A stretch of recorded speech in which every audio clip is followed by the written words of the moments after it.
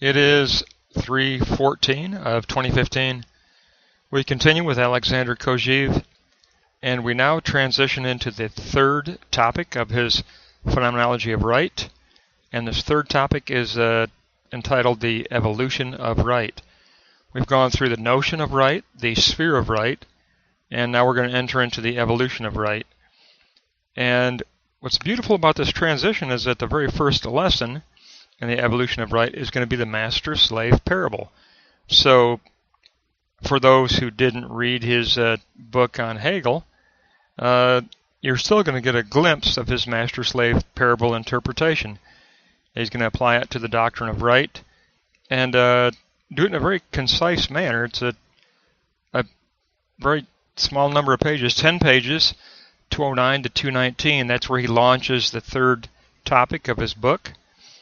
But he's going to discuss the evolution of right within the modalities of self-consciousness, basically the two principles of mastery and servitude, and then eventually reaching the moment of the evolutionary citizen. So we're going to go mastery, servitude, citizen. And it's just a synopsis of what he did in all of his Hegel lectures, where he interpreted Hegel through the master-slave parable. But we get a glimpse here while he gets into the topic of evolution of right. So we'll take a look at the first moment, which is the relative mastery of self-consciousness. He begins with the concept of desire. The self is defined through the action of anthropogenic desire. It constitutes the moment of dunamis, as we have discussed before. Remember, dunamis is that potentiality of the notion of the true, notion of the real. And so we can understand this as the notion as intention, the moment of the notion as intention. Now, the concept of positing. Positing can be understood as presence as absence. And I think I've mentioned before that I look at it as internal externality. That's the way I kind of was taught, and that's the way I kind of pass it on. But internal externality can also be interpreted as presence as absence. I mean, what he's saying is true, because you're positing something to influence the emptiness of the sensate world.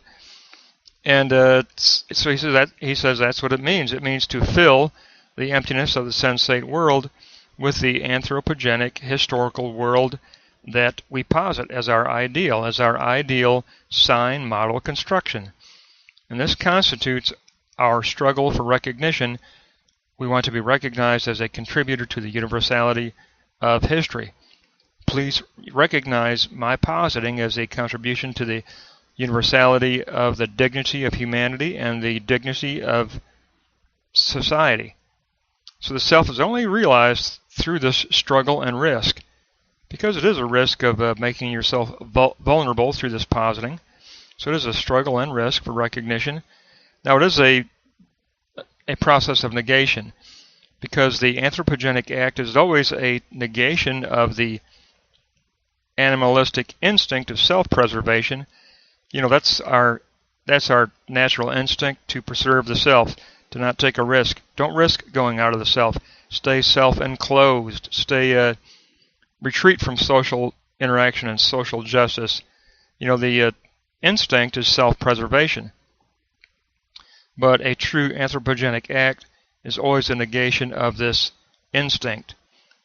It's a struggle of desire over instinct, anthropogenic desire over instinct.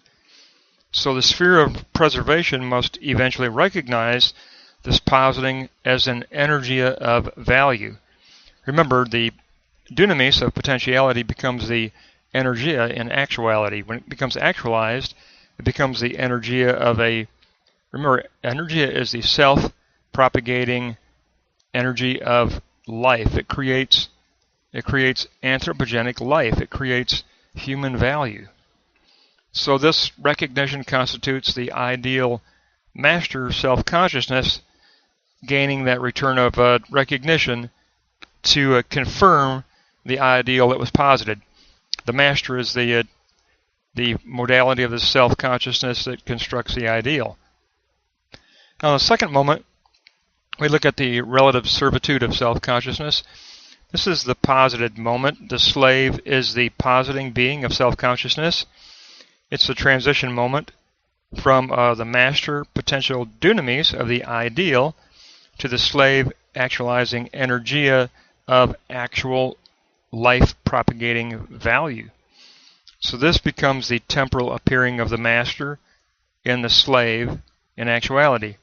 Remember, we discussed it before, but there's that axis flip in self-consciousness, and the self-consciousness of the master ideal performs an axis flip and recognizes that one must give priority to the slave of getting involved in the actual social reality to acquire this positing of social justice. So there is an axis flip of actualizing the slave that wants to get involved. It is a moment of tendency. The slave is the self as a tendency to actualize the ideal. The self is actual as citizen, however, Kojeve tells us, because the master is only a potentiality, the slave is only a tendency, citizen is the actual self. And catch on these next 2 points. Master and slave are logical principles of self-consciousness. I've taught that 100 times, but basically the master-slave parable is always a parable about the internal self-consciousness of a singular human being. It's a parable of individual self-consciousness, the self-consciousness of a singular human being. So master and slave are logical principles of self-consciousness, but the principles are synthesized in the self as citizen. So the self puts together the relative mastery and the relative servitude in order to perform the synthesis of a self as actual citizen involved in society. So that creates the moment of evolution. Evolution is the becoming of the self as citizen. It always combines a relative mastery, a relative servitude. It constitutes 2 dialectics. And we've discussed these, but it constitutes a dialectic, obviously, between right and justice for objectivity. That was the entire second moment of his book that we just finished, The Sphere of Right. It also constitutes a dialectic between negation and struggle for the ideal subjectivity. That kind of would go back to the first moment of his book, the notion, but it is a struggle for recognition, and when that recognition returns into the subjective self-consciousness, it reconstitutes the ideal, and we will reshape our ideal, posited notion. We will revise it where we need to, or if it gets affirmed, we'll strengthen those areas of the sign model that have gained some strengthening. So that return is very important for keeping the notion of the real in a constant state of a revision and a better representation of the generic concept of justice and a better representation of ideal self-consciousness and that desire to become anthropogenic and get beyond our own selfish self-interest and our own instinct for self-preservation and find our true reality by positing our life as an involvement with others in social actuality. That takes us to the third moment, which is the evolutionary citizen. The self achieves objective being here. Objective being is acquired through work. But work has a definition. Work is the positing of technique. Now, this is a little bit of a French conceptual language coming through here, so I'm not going to confess to something that I am not. I am not an expert in French lexical content, so I don't know the French interpretation of the positing of the notion of the true, which is Hegel's German concept.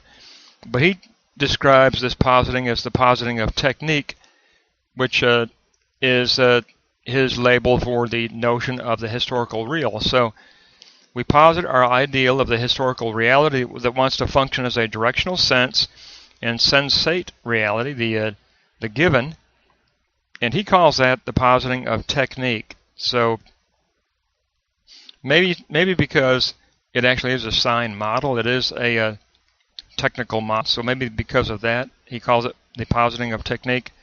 But it is the notion of the historical real as a directional sense that he was describing. So this work creates the objective sphere of human existence as an economy. And so there is a dualism, but he is very adamant about pointing out that this is not a dualism of two separate substances. It's a functional dualism, or what he calls a dynamic dualism, of two modalities of existence in parallel to each other, a directional sense influencing a sensate sense. It's a dynamic dualism. Don't get it confused with the separate dualistic substances. He is extremely would differ from that. So the anthropogenic working act combines the risk of the master warrior and the work of the slave worker. And then he does conclude with an interesting little talk here, because he does want to emphasize, he has emphasized that the first two moments are principles of self-consciousness. So he concludes with a 7-moment depiction of a returning self-consciousness. And first, the self initially exists as the animal instinct of preservation, and then the self will posit the desire of being a subject of right. And then third, the opposition is posited internally within the self between the instinct for self-preservation and the desire to be an anthropogenic, authentic human being. That opposition is posited. And then the work of substantial negation is inaugurated subjectively.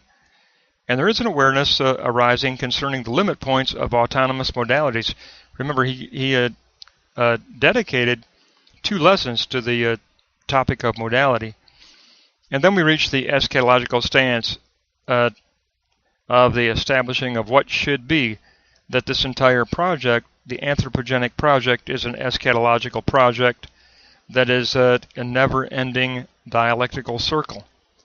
So then the self does reach that moment of axis flip, gives a priority to the slave self-oppositing, and becomes the self-consciousness who is involved in the temporal societal world in an effort to refine the directional sense that influences the sensate sense, so we can move further and further toward the ideal of social justice, to move toward the social justice which is informed by the ideal of the generic concept of social justice, which is held potentially as notion or dunamis, but becomes actual as energia, life-giving energy in actuality.